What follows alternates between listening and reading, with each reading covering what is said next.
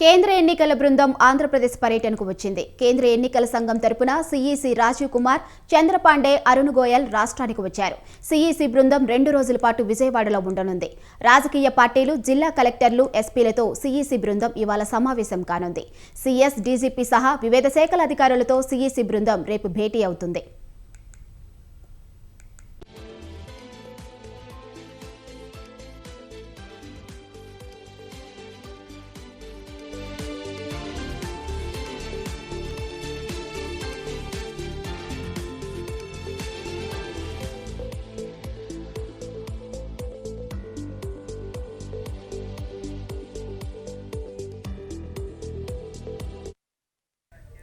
ఇవాళ విజయవాడలో టీడీపీ అధినేత చంద్రబాబు, జనసేనాని పవన్ కళ్యాణ్ కేంద్ర ఎన్నికల సంఘం బృందాన్ని కలిసే అవకాశాలు ఉన్నాయి. ఇందుకోసమే వారు ఇప్పటికే నేడు వెంకటగిరిలో జరగాల్సిన రా కదలిరా సభను వాయిదా వేసుకున్నట్లు తెలుస్తోంది.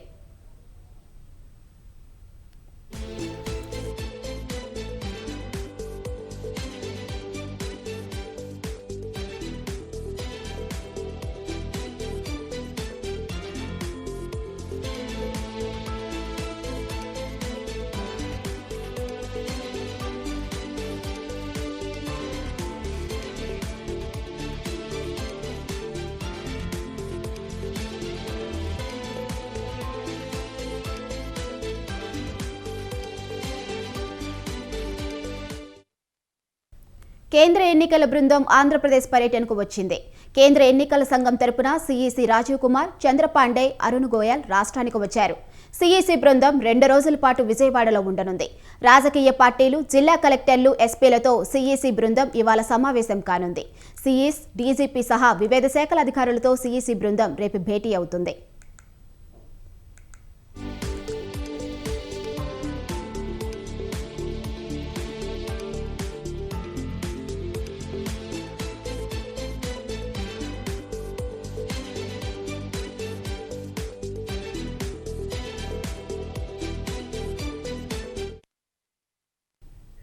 నేడు కేంద్ర ఎన్నికల సంఘంతో వైసీపీ ఎంపీలు విజయసాయిరెడ్డి, మార్గాని భరత్ భేటీ కానున్నారు. టీడీపీ ఓట్ల నమోదులో అవకతవకలకు పాల్పడుతుందని ఫిర్యాదు చేయనున్నారు. ఇటీవల జరిగిన తెలంగాణ అసెంబ్లీ ఎన్నికల్లో ఓట్లు వేసిన ఏపీ ఓటర్లు మళ్లీ ఆంధ్రప్రదేశ్లో ఓట్లు వేయకుండా చర్యలు తీసుకోవాలని కోరనున్నారు.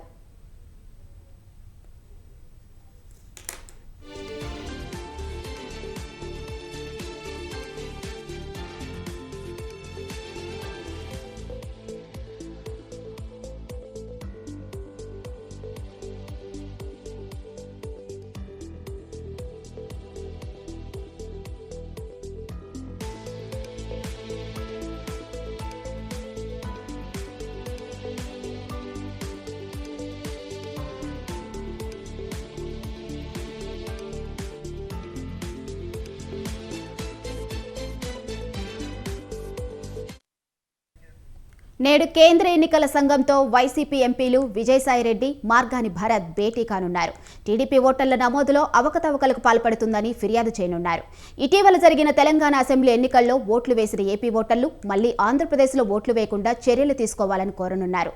దీనిపై మరింత సమాచారం మా ప్రతినిధి రమేష్ లైవ్లో అందిస్తారు. రమేష్, ఇవాళ కేంద్ర ఎన్నికల సంఘంతో వైసీపీ సమావేశం కానుంది. దీనిపై అప్డేట్స్ ఏంటి? మాధవి, ఏపీలో కేంద్ర ఎన్నికల సంఘం 3 రోజుల పర్యటనలో భాగంగా నిన్న విజయవాడకు చేరుకుంది. ఇక ఈ రోజు వివిధ రాజకీయ పార్టీలతో కూడా కేంద్ర ఎన్నికల సంఘానికి సంబంధించిన అధికారులు సమావేశం అవుతూ ఉన్నారు. ప్రధానంగా ఈ సమావేశానికి రాష్ట్రంలోని అన్ని రాజకీయ పార్టీల నేతలు హాజరు కాబోతూ ఉన్నారు. వారి అభ్యంతరాలను కేంద్ర ఎన్నికల సంఘం దృష్టికి తీసుకెళ్లబోతూ ఉన్నారు. అందులో భాగంగా అధికార వైఎస్ఆర్ కాంగ్రెస్ పార్టీకి సంబంధించిన ఎంపీలు విజయసాయిరెడ్డి, అదేవిధంగా మార్గాని భరత్ ఇద్దరు కూడా కేంద్ర ఎన్నికల సంఘం అధికారులతో ఈ రోజు ఉదయం అంటే మరి కాసేపట్లో సమావేశం కానున్నారు. ప్రధానంగా డబల్ ఓట్లు అంశానికి సంబంధించి ఏదైతే ఉందో దీనిపైన ఎన్నికల సంఘానికి ఫిర్యాదు చేయనున్నారు. తెలంగాణలో జరిగినటువంటి ఎన్నికల్లో ఓటు వేసిన ఆంధ్ర ఓటర్లు తిరిగి ఆంధ్రప్రదేశ్ ఎన్నికల్లో కూడా ఓటు వేసేందుకు ఇక్కడ ఓటును నమోదు చేసుకుంటున్నారని వైఎస్ఆర్ కాంగ్రెస్ పార్టీ మొదటి నుంచి ఆరోపిస్తుంది. ఈ డబల్ ఓట్ల సిస్టమ్ ఏదైతే ఉందో దాన్ని తొలగించాలి, అక్కడ ఓటు వేసిన వారికి ఇక్కడ ఓటు వేసే అవకాశం కల్పించొద్దంటూ గతంలోనే కేంద్ర ఎన్నికల సంఘం దృష్టికి తీసుకెళ్లడం జరిగింది. అదేవిధంగా రాష్ట్ర ఎన్నికల సంఘం దృష్టి కూడా తీసుకెళ్లడం జరిగింది. అంతేకాకుండా ఒకే అడ్రస్ తో అనేక ఓటర్లను చేరుస్తూ ఉన్నారు. ఒక్క స్పెల్లింగ్, ఒక్క అక్షరం మార్చి ఈ ఓటర్లను చేర్చే ప్రక్రియ కూడా కొనసాగుతూ ఉంది. ఈ అంశంకు సంబంధించి చర్యలు తీసుకోవాలంటూ గతంలోనే వైఎస్ఆర్ కాంగ్రెస్ పార్టీ ఎంపీలు కేంద్ర ఎన్నికల సంఘాన్ని కోరారు. ఇదే అంశానికి సంబంధించి మరోసారి ఈ రోజు కేంద్ర ఎన్నికల సంఘానికి కూడా వైసీపీ నేతలు ఫిర్యాదు చేయనున్నారు. Madhuri. Right, thank you Ramesh.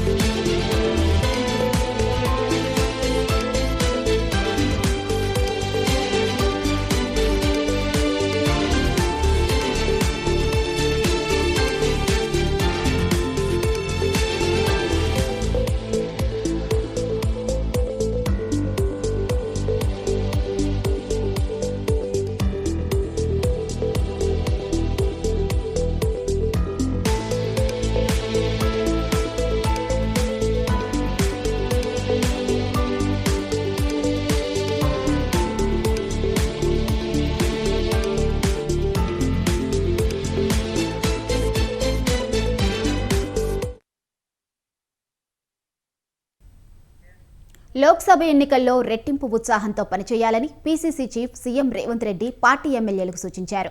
Assembly ఎన్నికల్లే కంటే ఎక్కువ ఓట్లు సాధించేలా కష్టపడాలని కోరారు. మొత్తం 17 నియోజకవర్గాల్లో 12కు తగ్గకుండా ఎంపీ స్థానాలు గెలవాలన్నారు. అభివృద్ధి పనులు చేపట్టేందుకు ప్రత్యేక నిధి నుంచి ఒక్కో అసెంబ్లీ నియోజకవర్గానికి 10 కోట్లు ఇస్తామని సీఎం వెల్లడించారు. ఎంసీఆర్హెచ్ఆర్డీఐతో ఉమ్మడి ఆదిలాబాద్, నిజామాబాద్, మెదక్, మహబూబ్ నగర్, హైదరాబాద్ జిల్లాలోని లోక్సభ నియోజకవర్గాలపై రేవంత్ రెడ్డి సమీక్ష నిర్వహించారు. ఉమ్మడి జిల్లాల ఇన్ఛార్జ్ మంత్రులు సీతక్క, జూపల్లి కృష్ణారావు, కొండా సురేఖ, దామోదర్ రాజనరసింహ, పొన్నం ప్రభాకర్, ఎమ్మెల్యేలు, పార్లమెంటరీ నియోజకవర్గాల నాయకులు, ఇటీవలి అసెంబ్లీ ఎన్నికల్లో పోటీ చేసి ఓడిపోయిన కాంగ్రెస్ అభ్యర్థులు సమావేశంలో పాల్గొన్నారు.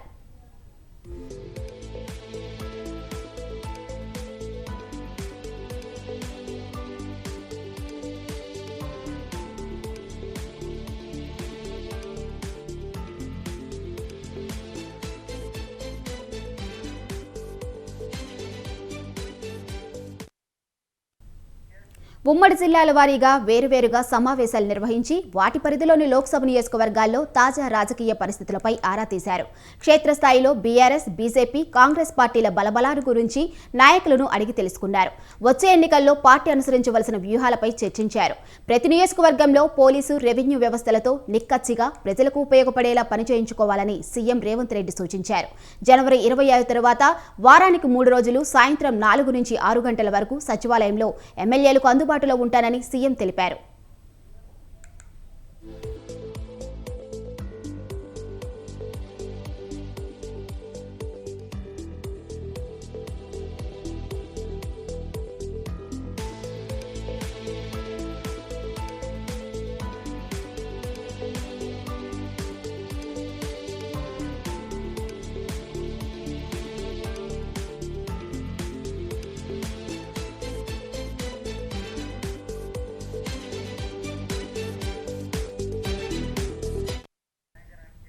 ఈ నెల 26 తర్వాత జిల్లాలో పర్యటిస్తానన్నారు.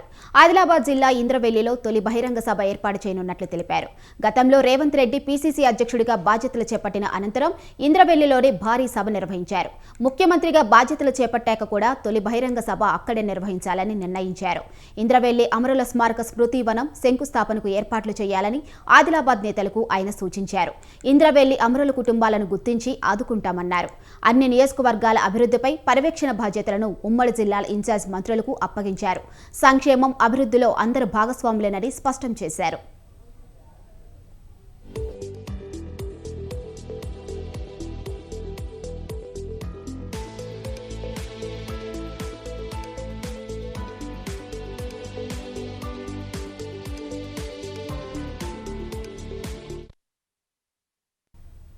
గంటల తరబడి క్యూలో నిలబడి ఎన్నో వ్యయ ప్రయాసలు కోర్చి తమ వివరాలతో అధికారులకు అందించిన ప్రజాపాలన దరఖాస్తులు రోడ్డుపై ప్రత్యక్షమయ్యాయి. ఓ ద్విచక్ర వాహనదారుడు తరలిస్తూ ఉండగా రోడ్డుపై పడిన దరఖాస్తులను చూసి స్థానికులు విస్మయం వ్యక్తం చేశారు.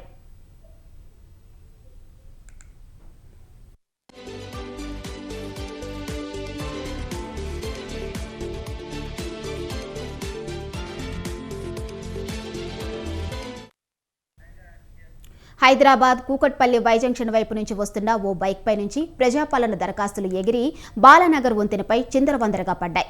దీంతో ఆ వాహనదారుడు తన బైక్ను పక్కకు నిలిపి కింద పడిన దరఖాస్తులను తీసుకుంటూ ఉండగా స్థానికులు గమనించారు. ఎవరో ర్యాపిడోలో బుక్ చేస్తే తాను తీసుకొని వెళ్తుండగా అట్టపెట్టె చిరిగి దరఖాస్తులు రోడ్డుపై పడ్డాయని ఆ వ్యక్తి వివరించాడు. ఇతర వివరాలు తెలియదని చెప్పాడు. అట్టపెట్టెలో 500కు పైగా దరఖాస్తులు ఉండగా వాటిపై హయత్ నగర్ సర్కిల్ పేరు రాసి ఉంది. అసలు సంబంధం లేని ప్రాంతానికి అవి ఎందుకు వచ్చాయన్నది ప్రశ్నార్థకమైంది. పాపం పేపర్లు అన్ని పడిపోతే మేము అన్ని చూసాం. ఏం పేపర్లు పడిపోతున్నాయని చూస్తే ఏం పేరు రిపోర్టర్ నేను. నువ్వు ఎందుకు చేసినావు అవన్నీ? ఏడు వేస్తున్నావు అవన్నీ? నేను ఎందుకు మాట్లాడతా? ఎందుకు చేసినావు? నువ్వు ఏడు వేస్తున్నావు బాబు? లేదంటే నువ్వు ఆఫీస్కి వెళ్ళి నేనేమంటారా? ఇవి ఎన్నుండి తీసుకుపోతున్నావు? ఏ కాసేలే కదా బిల్లు చూపి ఏడుంది. రాష్ట్ర వ్యాప్తంగా మున్సిపల్ కార్మికులు సమ్మె చేస్తుంటే ప్రభుత్వంలో ఎలాంటి చలనం లేనదని మున్సిపల్ కార్మిక సంఘాల నేతలు ఆగ్రహం వ్యక్తం చేస్తున్నారు. ఏలూరులో కలెక్టర్ కార్యాలయం ముట్టడి కార్యక్రమం నిర్వహించారు. కార్యక్రమంలో పోలీసులు కార్మికులకు మధ్య తోపులాటలో ఉద్రిక్త పరిస్థితులు నెలకొన్నాయి.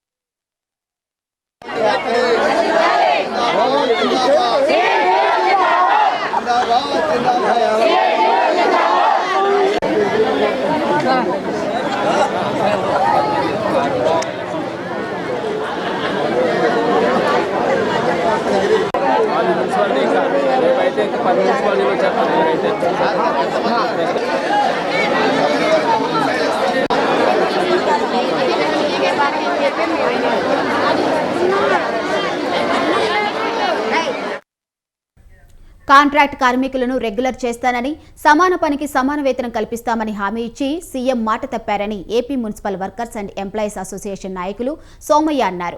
ప్రభుత్వం కార్మికుల డిమాండ్లు పరిష్కరించే వరకు సమ్మె కొనసాగిస్తామని ఆయన స్పష్టం చేశారు. 4 రోజులుగా రాష్ట్ర వ్యాప్తంగా నిరవధిక సమ్మె చేపట్టడం జరిగింది. ప్రధానంగా జగన్మోహన్ రెడ్డి గారు 2019 ఎన్నికలకు ముందు మున్సిపాలిటీల్లో పనిచేసే అవుట్సోర్సింగ్ సిబ్బందులందరినీ పర్మనెంట్ చేస్తాను, సమాన పనికి సమాన వేతనం ఇస్తానని చెప్పి వాగ్దానం చేశారు. మరి ఈ రోజున ఆ యొక్క వాగ్దానం అమలు చేయమని చెప్పేసి ప్రభుత్వాన్ని గత 6 మాసాలుగా మేము అడిగినప్పటికీ కూడా ఎలాంటి చలనం లేని పరిస్థితుల్లో మున్సిపల్ కార్మికులు రాష్ట్ర వ్యాప్తంగా ఈరోజు 48,000 మంది నిరవధిక సమ్మె చేపట్టడం జరిగింది. మరి ప్రభుత్వం ఇప్పటికీ 2-3 దఫాలుగా చర్చలు జరిపినప్పటికీ మాకు సంబంధించిన ఏ ఒక్క సమస్య పరిష్కారానికి ముందుకు రాలేదు. మరి ఈ రోజున పర్మనెంట్ గురించి అడుగుతూ ఉంటే అది చేయలేమని అంటూ ఉన్నారు. సమాన పనికి సమాన వేతనం అడిగినా సరే ఈరోజు చేయలేని అంటున్నారు. ఆఖరికి పీఆర్సీకి అనుగుణంగా కనీస వేతనం 11వ పీఆర్సీకి అనుగుణంగా కనీస వేతనం అమలు చేయాలని చెప్పి కోరినప్పుడు కూడా ప్రభుత్వం మొండిగా ఉంది. ఈరోజు అమలు చేయడానికి నిరాకరిస్తూ ఉన్నారు. చర్చల్లో గతంలో ఇచ్చిన వేతనం ఏపీ మంత్రి బొత్స సతీమణి మాజీ ఎంపీ బొత్స ఝాన్సీ ఆసక్తికర వ్యాఖ్యలు చేశారు. జగన్ ఏమి చెప్తే అది చేస్తామని ఆమె అన్నారు. పార్టీ కోసం పనిచేయమంటే పార్టీ కోసం పనిచేశామని చెప్పారు. తనని పార్టీ నుంచి బరిలోకి దిగమంటే దానికి సిద్ధంగా ఉన్నామని ప్రకటించారు. బీసీలకు మహిళలకు పదవులు ఇచ్చారని బొత్స ఝాన్సీ అన్నారు.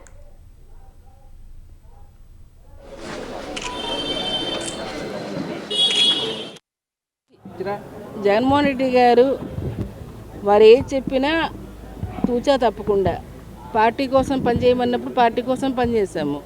పార్టీ గురించి మీరు బరిలో దిగాలి అంటే దాన్ని కూడా శిరసా వహిస్తాను. తప్పకుండా 100% మాకు నమ్మకం ఉంది. మా నాయకుడు ఏది చెప్పినా దాన్ని ఖచ్చితంగా అన్ని ఆలోచనలు చేసే, దాంతోపాటు మరి బీసీలకి మహిళలకు కూడాను ప్రధానంగా ఈరోజు అన్నిట్లో అటు సంక్షేమ పార్టీ పదవులే కాదు, అనేకమైన కార్పొరేషన్ పదవులే కాదు, 50% అని మహిళలకి స్థానిక సంస్థలు ఇవ్వటమే కాదు, అలాగే ప్లేస్మెంట్స్లో ఇవ్వటమే కాదు, ఈరోజు అనేక మంది మహిళలను కూడా ప్రత్యేకంగా వీటికి సంబంధించి మహిళలు కూడా దృష్టిలో పెట్టుకుని చేయడం అనేది మరి వారి తాలూకా ఆలోచన అయినప్పుడు తప్పకుండా వారి ఆలోచన ఏ విధంగా ఉందో పార్టీకి విస్తృత వచ్చే ఎన్నికల్లో పార్టీ సీనియర్ నేత బొత్స కుటుంబానికి మరింత ప్రాధాన్యం ఇస్తున్నారు సీఎం జగన్. బొత్స సతీమణి ఝాన్సీని విశాఖ ఎంపీగా బరిలో దింపేందుకు వైసీపీ అధిష్టానం దాదాపుగా ఖరారు చేసింది. అలాగే బొత్స కుటుంబానికి చెందిన మరో నేతను సైతం ఎంపీగా పోటీ చేయించే ఆలోచనలో సీఎం జగన్ ఉన్నారని తెలుస్తోంది. ఉత్తరాంధ్రలో పార్టీ తిరుగులేని ఆధిపత్యం సాధించాలంటే సీనియర్ మంత్రి కుటుంబానికి ఎక్కువ సీట్లు ఇవ్వాలని వైసీపీ భావిస్తోంది.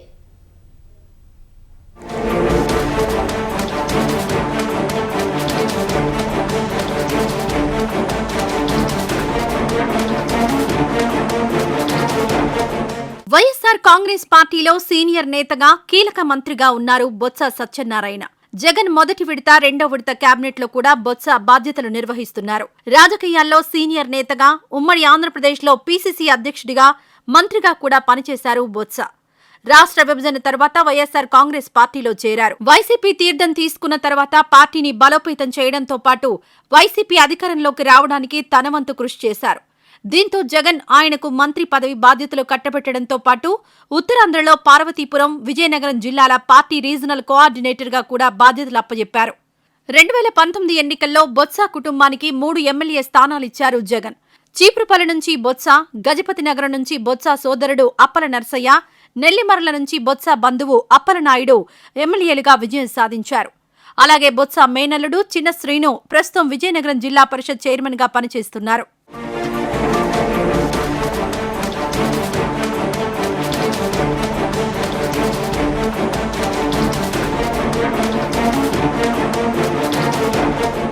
ఇక వచ్చే ఎన్నికల్లో కూడా బొత్స ఫ్యామిలీకి అధిక ప్రాధాన్యం ఇచ్చే యోచనలో ఉన్నారు సీఎం జగన్.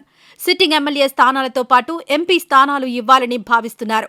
గత ఎన్నికల్లో విశాఖ ఎంపీగా వైసీపీ నుంచి ఏవీవీ సత్యనారాయణ విజయం సాధించారు. అయితే వచ్చే ఎన్నికల్లో విశాఖ నుంచి ఎమ్మెల్యేగా పోటీ చేసేందుకు సిద్ధమయ్యారు. అదీకాక వచ్చే ఎన్నికల్లో టీడీపీ, జనసేన కూటమిగా పోటీ చేస్తున్నాయి. ఇక విశాఖలో టీడీపీ బలంగా ఉంది. దీనికి జనసేన కూడా తోడైంది. దీంతో విశాఖ ఎంపీ స్థానం గెలవాలి అంటే వైసీపీ కూడా బలమైన ఎంపీ అభ్యర్థిని రంగంలోకి దింపాలని భావిస్తోంది. అందులో భాగంగా విశాఖ ఎంపీ అభ్యర్థిగా మంత్రి బొత్స సతీమణి బొత్స ఝాన్సీ పేరును పరిశీలిస్తోంది వైసీపీ అధిష్టానం. గతంలో బొత్స ఝాన్సీ 2 సార్లు విజయనగరం ఎంపీగా పనిచేసిన సీనియారిటీ ఉంది. అలాగే బొత్సకు ఉత్తరాంధ్రలో మంచి పట్టుంది. విశాఖలోనూ బొత్సకు పెద్ద ఎత్తున అనుచర గణం ఉంది. దీనికి తోడు ఓ ప్రధాన సామాజిక వర్గం అండ కూడా బొత్సకు మెండుగా ఉంది. టీడీపీ, జనసేనను ఢీకొట్టేందుకు కావలసిన ఆర్థిక అంగబలం బొత్సకున్నాయి. దీంతో బొత్స ఝాన్సీకి ఎంపీ టికెట్ ఇస్తే పార్లమెంట్తో పాటు ఎమ్మెల్యేల విజయానికి డోకా ఉండదని వైసీపీ లెక్కలు వేస్తోంది. అటు పార్టీ ఆదేశిస్తే విశాఖ ఎంపీగా పోటీకి సిద్ధమంటున్నారు బొత్స ఝాన్సీ. వారు ఏది చెప్పినా తూచా తప్పకుండా పార్టీ కోసం పనిచేయమన్నప్పుడు పార్టీ కోసం పనిచేసాము. పార్టీ గురించి మీరు బరిలో దిగాలి అంటే దాన్ని కూడా శిరసా వహిస్తాను. తప్పకుండా 100కి 100 రూపాయలు మాకు నమ్మకం ఉంది. మా నాయకుడు ఏది చెప్పినా దాన్ని ఖచ్చితంగా అన్ని ఆలోచనలు చేసే, దాంతోపాటు మరి బీసీలకి, మహిళలకు కూడాను ప్రధానంగా ఈరోజు అన్నిట్లో అటు సంక్షేమ పార్టీ పదవులే కాదు, అనేకమైన కార్పొరేషన్ పదవులే కాదు, 50% అని మహిళలకి స్థానిక సంస్థలు ఇవ్వటమే కాదు, అలాగే ప్లేస్మెంట్స్లో ఇవ్వటమే కాదు, ఈరోజు అనేక మంది మహిళలను కూడా ప్రత్యేకంగా వీటికి సంబంధించి మహిళలు కూడా దృష్టిలో పెట్టుకుని చేయడం అనేది మరి వారి తాలూకా ఆలోచన అయినప్పుడు తప్పకుండా వారి ఆలోచన ఏ విధంగా ఉందో పార్టీకి విస్తృత ప్రయోజనం, ప్రజలకి విస్తృత ప్రయోజనం అనేది ఈరోజు కలుగుతుంది అనే నమ్మకంతోనే ఆయన ఏ అంశమైనా తీసుకుంటారు. కాబట్టి విజయనగరం నుంచి బొత్స మేనల్లుడు చిన్న శ్రీనుని పోటీ చేయించే యోచనలో వైసీపీ అధిష్టానం ఉన్నట్లు తెలుస్తోంది. గత ఎన్నికల్లో ఆయన జిల్లాలో వైసీపీ విజయానికి కృషి చేశారు. జిల్లా రాజకీయాలపై ఆయనకు మంచి పట్టుంది. ప్రస్తుతం విజయనగరం జిల్లా పరిషత్ చైర్మన్గా ఉన్నారు చిన్న శ్రీను. ఇప్పటికే పార్లమెంట్ పరిధిలో బొత్స కుటుంబ సభ్యులు 3 ఎమ్మెల్యేలుగా ఉన్నారు. ఎమ్మెల్యేల మార్పులు చేర్పుల్లో భాగంగా సిట్టింగ్ ఎంపీ బెల్లన చంద్రశేఖర్ని ఎమ్మెల్యేగా పంపిస్తే చిన్న శ్రీనుకి లైన్ క్లియర్ అయినట్టే అంటున్నాయి వైసీపీ వర్గాలు.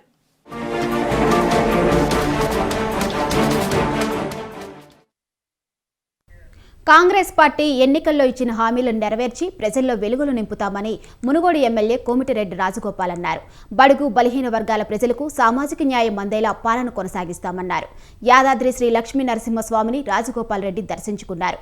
భువనగిరి పార్లమెంటుకి ఎంపీగా పోటీ చేసినప్పుడు స్థానిక ప్రజలు ఓటు వేసి గెలిపించారన్నారు. భువనగిరి ఎంపీగా ఉన్న 5 సంవత్సరాల కాలంలో పార్లమెంట్లో తెలంగాణ గళం వినిపించి రాష్ట్రాన్ని సాధించామని గుర్తు చేశారు. అహంకారపూరితమైన నియంత పాలనకు రాష్ట్రంలో ప్రజలు చరమగీతం పాడారన్నారు. ఆశీస్సులతో మళ్ళీ ఎమ్మెల్యేగా ఎన్నిక అయిన తర్వాత మరియు ఈ గుడి పునర్నిర్మాణం జరిగిన తర్వాత మొట్టమొదటిసారి లక్ష్మణస్వామి ఆశీస్సులు తీసుకోవడం జరిగింది. మీ అందరికీ తెలుసు, 2008 సెప్టెంబర్ 17వ తారీఖు నాడు నేను రాజకీయాలకు వచ్చి ఈ ప్రాంత ప్రజలకు సేవ చేయాలనుకున్నప్పుడు, ఆనాడు కాంగ్రెస్ పార్టీ అభ్యర్థిగా పార్లమెంట్ సభ్యునిగా పోటీ చేయాలనుకున్నప్పుడు మొట్టమొదటగా నేను లక్ష్మీనరసింహస్వామి ఆశీస్సులతోటి నా రాజకీయ జీవితం ప్రారంభమైంది. యాదగిరి లక్ష్మీనరసింహ ఆశీస్సులతోటే నేను పార్లమెంట్ సభ్యుడిగా ఎన్నిక కావడం, ఆ 5 సంవత్సరాల కాలంలో తెలంగాణ ఉద్యమంలో పార్లమెంట్లో తెలంగాణ గొంతు వినిపించి తెలంగాణ రాష్ట్ర సాధన కోసం స్వామి గారి ఆశీస్సులతో తెలంగాణ రాష్ట్ర సాధనలో ఒక పార్లమెంట్ సభ్యునిగా ఇక్కడ ప్రజలు కోరుకున్న తెలంగాణ కోసం సాధించుకున్న అదృష్టం నాకు మన భువనగిరి పార్లమెంట్ నియోజకవర్గ ప్రజలు స్వామి గారి ఆశీస్సులతో నాకు ఆ అదృష్టం దక్కింది. అదేవిధంగా ఈరోజు మళ్ళీ కాంగ్రెస్ పార్టీ, తెలంగాణ ఇచ్చిన కాంగ్రెస్ పార్టీ 10 ఏళ్ల తర్వాత అధికారంలోకి వచ్చిన తర్వాత మళ్ళీ ఇవి బులెటిన్ అప్డేట్స్. చూస్తూనే ఉండండి స్వతంత్ర.